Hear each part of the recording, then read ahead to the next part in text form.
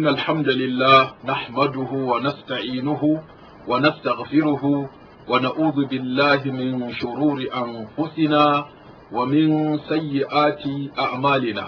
من يهده الله فلا مضل له ومن يضلل فلا هادي له، وأشهد أن لا إله إلا الله وحده لا شريك له، وأشهد أن محمدا عبده ورسوله. أما بعد، فإن خير الكلام كلام الله، وخير الهدي هدي محمد صلى الله عليه وسلم، وشر الأمور محدثاتها، وكل محدثة بدعة، وكل بدعة ضلالة، وكل ضلالة في النار. السلام عليكم ورحمة الله وبركاته. ‘Yan uwa masu ganinmu da kuma sauraronmu, muna muku gaisuwa ta addinin Musulunci, Assalamu alaikum wa rahmatullahi wa barakatuhu. Mu ji tsoron Allah, mu kyautata alaƙa tsakaninmu da Allah, mu tuba zuwa ga Allah, mu bauta wa Allah, mu zauna cikin farin ciki da alkhairi a rayuwarmu. Babu abin da ya fi alheri a rayuwar mutum irin sanya tsoron Allah a cikin zukatansa. Duk mutumin da ya sanya tsoron Allah a zuciyarsa, to duk halin da ya shiga na kunci, Allah zai bashi mafita. Wa man yattaqillaha yaj'al lahu makhraja. Wanda duk ya ji tsoron Allah, to duk musifa, duk bala'i, duk tashin hankali, duk rikici, duk damuwa, duk tsanani, duk wahala, sai Allah ta'ala ya bashi mafita. Makharajan, Allah zai bashi mafita daga dukkan wani musifa. Sannan mutumin da ya sanya tsoron Allah a cikin rayuwarsa zai samu sauki a cikin lamarinsa. Wa man yattaqillaha yaj'al lahu min amrihi yusra.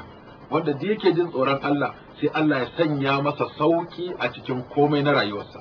Kuma tsoron Allah nan shine wasiyar da Allah ta'ala yi wa na farko da na ƙarshe, wa laqad wasaina alladhina utul kitaba min qablikum wa iyyakum an ittaqullah. Allah ya ce hakika mun yi wasiya ga wanda suka gabace ku, kuma muna muku wasiya ku ji tsoron Allah. Shi yasa Annabi sallallahu alaihi wasallam yake gayawa ɗaya daga cikin sahabbansa yake ce masa ittaqillaha haythu ma kunta. Ka ji tsoron Allah duk inda ka samu kanka, a birni kake, a ƙauye kake, cikin jama'a ne, kai kaɗai ne, mulki kake, karatu kake, ilimi kake, kuɗi kake da shi, rayuwarka da iyalinka da ‘ya'yanka ne da maƙota ne, ka sanya tsoron Allah sai ka samu sauƙi, ka ji daɗi, ka samu farin ciki a cikin rayuwarka gaba da gida.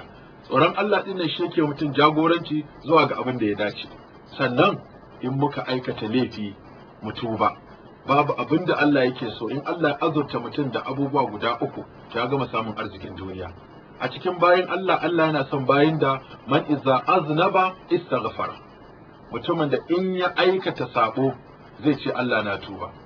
Wa iza utiya shakar, idan an masa ni'ima to zai ce wa Allah na gode.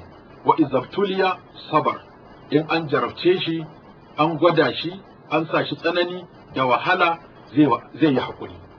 Abubuwan da suke faruwa na rayuwa yau da gobe, saban Allah yana tasiri a rayuwarmu ta ɗaiɗaiku. Saban Allah yana da tasiri a rayuwarmu ta gidajenmu, da unguwanninmu, da garuruwanmu, da ƙasashenmu, da ma duniya gaba ɗaya. Allah yana iya janye wani alheri ko ya saukar da wata musifa sakamakon saban Allah. Daga cikin irin nau'i na musifa da ke afkawa al'umma idan saban Allah ya yawa, shine ɗaukewar ruwa. Ruwan nan na sama ne, ruwan nan na rijiya ne, ruwan nan na famfo ne, ruwan nan na ƙasa ne, sai ka ga ruwa daga ƙasa yana kafewa, daga sama kuma baya zuba. Shi kuma ruwan nan waja'alna minal ma'i kulla shay'in hayy. Kowane abin da yake da rai yana da buƙatar ruwa. Saboda haka in babu ruwa, al'umma ta shiga tashin hankali. Mafi tsananin abin da aka fi buƙata a koda yaushe shine ruwa. Saboda haka rashin ruwa musifa ne. Da ruwan nan ake gini, da ruwan nan ake girki, da ruwan nan ake wanka, da ruwan nan ake alwala, da ruwan nan ake wanka, da ruwan nan ake wanki, da ruwan nan ake wanke-wanke. Duk harkoki na rayuwa da ruwan nan gaba ɗaya ake. Shi ake ba dabbobi, shi ake ba wa tsirrai, shi ake ba shuka, shi ake ba kaza. Saboda haka in ruwa ya ɗauke, musifa ta shigo cikin al'umma. To me ya kamata a yi idan babu ruwa? Shine aka sa mana yin sallah fari. Wato an shiga fari na ruwan sama ko fari na ruwan ƙasa, rijiyoyi suka kafe ko ruwan sama bai sauko ba, to ba za a dangana wannan zuwa ga wani dalili na ɗabi'a kawai a ce saboda yanayi ne ya canza ko yanayin ƙasa ne ya canza ko dama wasu masana sun yi bincike sun gano cewa a shekara ta kaza ruwa zai yi ƙasa, saboda haka sai a zauna ana jiran irin wancan masana kuma sai sun sake tunani, sun sake lissafi, sun sake hange, sun ƙara gano mana wata mafita, sai kuma a zo a ce a'a. Wannan yana iya faruwa ya zama dalili ne na saɓan Allah subhanahu wata'ala kuma ya haɗu da dalili ɗin irin na ɗabi'a. To amma me ya kamata a yi? Shine aka sunnanta mana fita domin nuna ƙanƙan da kai, da kuma nuna tuba, da nuna neman afwa, da neman rahama, da neman jin kai daga Allah subhanahu wata'ala na ya kawo mana ɗauki, ya sauka mana da ruwa. Manzon Allah sallallahu alaihi wasallama ya bi hanyoyi da dama wajen roƙon ruwa. Wata ran yayi sallah, an yi sallah domin neman shan ruwa. Wata rana kuma yayi addu'a daga kan mimbari, kamar yadda hadisi ya zo cewa wani sahabi ko wani mutum ya zo daga ƙauye, ya shigo masallaci. Manzon Allah sallallahu alaihi wasallama a lokacin yana khutuba, sai ke cewa wato ruwa ya ɗauke mana, dabbobinmu sun mutu, tsirranmu sun halaka, hanya ta yanke, ka roƙa mana Allah ya mana ruwa. Manzon Allah sallallahu alaihi wasallama bai jira ya ce sai lokacin kaza a fita ba, sai ɗaga hannu ya ce Allahumma aghithna, Allahumma aghithna, Allahumma aghithna, ya Allah ka agaje mu, ya Allah ka agaje mu, ya Allah ka agaje mu.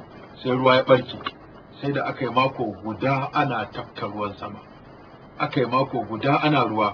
Da aka yi wannan ruwa na mako guda, har sahabbai suke gaya mana su akwai Abdullahi dan Mas'ud cewa a cikin ruwa muka tafi gida ko muka dawo ana ruwa.